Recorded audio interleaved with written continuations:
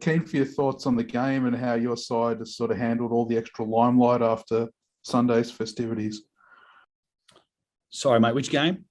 The game just passed or the game coming forward? How you guys have handled this week after being in the spotlight a lot more, and how they're heading into the game this weekend? Yeah, to be honest, it's pretty much a normal week. There's a lot of hoopla and whatnot, but it wasn't really performance team sort of stuff. That's sort of front office issues, dealing with all that. Players were just told, hey, if you want to take a fine, take it. It will go away. Or if you want to challenge it, make a choice. But I think the players just wanted to put it behind them and start preparing for Sydney. So in that sense, once that game was over, obviously there was a little bit of, I wouldn't say fallout, but attention brought to it afterwards. But it moved on pretty quick. We had the day off on Monday. We had our video review on the Monday, and we had the day off Tuesday. So, Wednesday, Thursday, it's business as usual for us. And what do you make of the Kings as a matchup this season? They look like a pretty fast, pretty in your face kind of defense. What's your thoughts on them? Yeah, difficult one to sort of assess. They haven't really had a consistent lineup throughout the course of preseason and into the season proper right now. And obviously, Dejan Vasiljevic coming back in this week is another new face. So they're kind of hard to get a grip on from a personnel standpoint. Obviously they're trying to push the pace a little, but that's fine. We're pretty comfortable in that. Very, very different style than, say, New Zealand, who are meticulous in their execution. The Kings sort of are really just looking to all five guys looking to put the ball on the floor and make plays. So a little bit different style, but we're ready for it.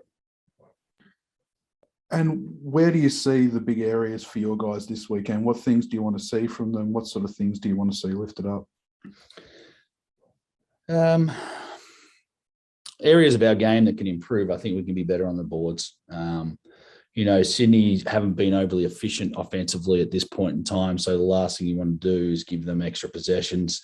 We want to continue to pressure up the floor, which is something I think we've done a reasonably good job at. And we've been able to wear teams down in the fourth quarter, which is part and parcel of, having our depth is what we want to achieve. I think with Sydney and a couple of guys who maybe, obviously DJ just coming straight back into the team, but, a couple of guys missing. We want to continue to put pressure on the ball. They've been turning it over a little bit, so we want to continue that and that get our running game going as well. And Mitch, how's this week been for you, mate? I think the video is up to past 10 million views now of that dunk. But how's the week been for you? How do you think the team's handling being 3-0? It's business as usual, as Simon said. Just because we're 3-0, it doesn't really mean there's still 25 more games to go, and we could be 3-25 at the end of the season, but that's obviously not what we're hoping for. We just go out and take care of business each day and try and be a little bit better than we were yesterday. And all the chanting and roaring and all the distractions that go on in life, and specifically across social media and digital platforms, none of the guys really buy into it a whole lot. Like, it was cool for an hour, but after that it just kind of got annoying, and I think everyone just ignored it. You hear from people you've never heard from for 10 years plus, and people want to be your best friend again. But at the end of the day, mate, we all know what we're here for. We know our job, we know our roles, and we play them perfectly at the moment. And that's why we've had such a, efficient start to the season. We haven't played a game where defensively and offensively we were both equally as good as each other. We've played good offensively and poor defensively, and we've done the vice versa of that. So we're just trying and string together 4 good quarters of defense, and then hopefully that'll transition into some 4 good quarters of basketball on the offensive end. It's been really cool to see your connection with Jochi, Mitch. How has that come about? And did you expect you guys would become as chummy as you have? Because it just seems like you two have clicked.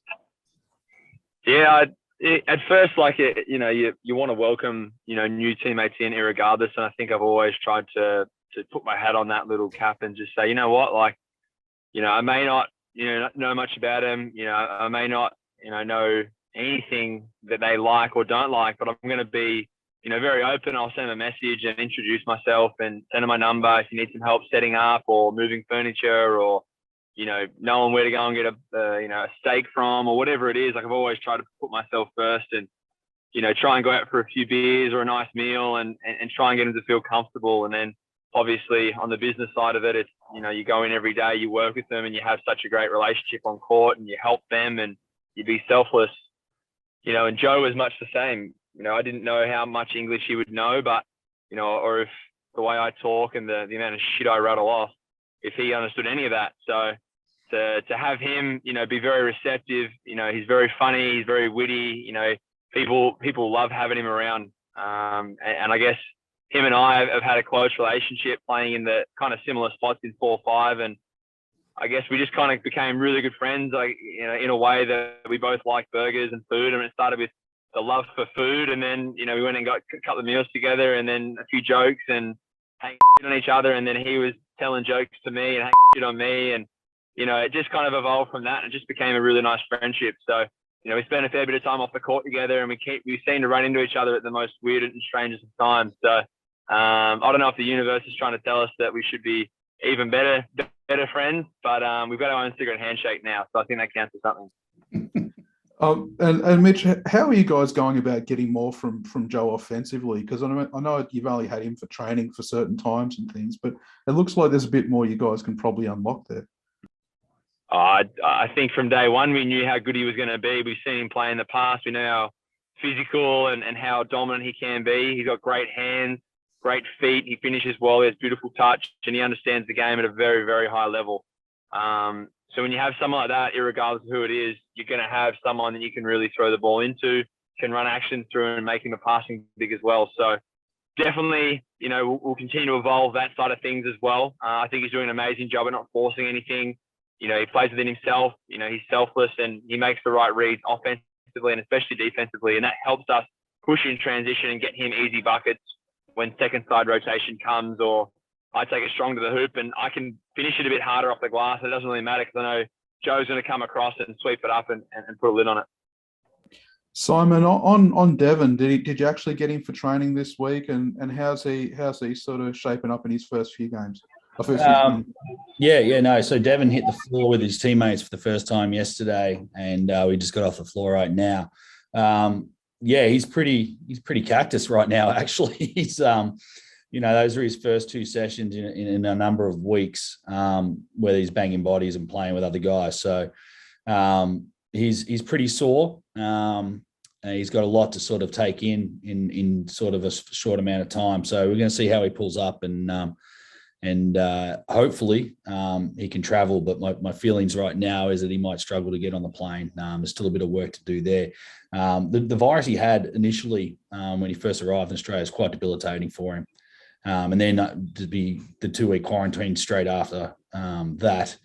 And then we've had the 2 games over the weekend, so we couldn't really get him in for sessions then either. So he's just behind. So we need to sort of get him on the floor and working a little bit of the rust off. And how's the rest of the group shaping up? Is there anyone else in doubt for Sydney? No, at this stage we think we've got the full squad. Still got a training session to go, but no, the guys are in pretty good nick right now. I think probably our first 3 weeks this year is probably the best 3 weeks we've had as a club in regards to our health, which is really nice. And look, it's correlates with the results as well. If you've got a little bit of health about you and you're half decent, then you probably can string a few wins together. But we've never really been in that situation since we started.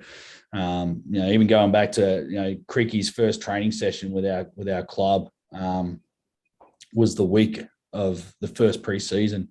And then he and Ty were together for I think 4 sessions before Ty did his hamstring, and then it was that sort of set things off, and it's been like that, a bit of a roller coaster ever since. But the back half of our preseason, once we got Cam on the floor, and he's still working his way back in with his hip, but once we got him on the floor, it was the first time that we sort of had everyone together, which is nice.